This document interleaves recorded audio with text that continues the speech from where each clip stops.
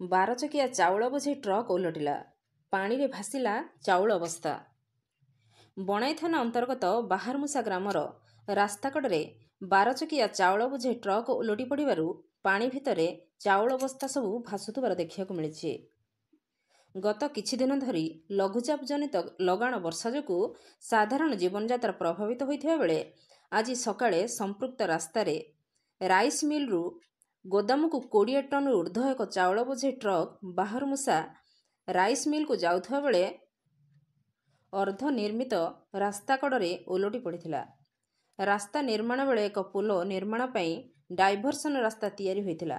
ଫଳରେ ଏହି ରାସ୍ତା ଦେଇ OD16H 6788 ନମ୍ବର 12 ଚକିଆ ଟ୍ରକ୍ ଯାଉଥିବା ବେଳେ ରାସ୍ତାଟି କାଦୁଅ ହୋଇଥିବାରୁ ଓଲଟି ପଡ଼ିଥିଲା। ଫଳରେ ସ୍ଥାନୀୟ ଗ୍ରାମବାସୀ ଦେଖି ବଣାଇ ପୋଲିସକୁ ଖବର ଦେଇଥିଲେ।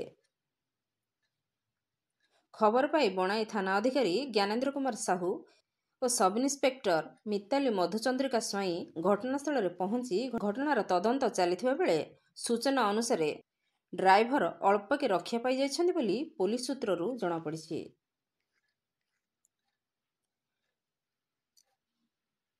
ରାଉରକେଲାରୁ ଲବକିଶୋର ନାୟକଙ୍କ ରିପୋର୍ଟ, ନାଗରାଜ ନ୍ୟୁଜ୍।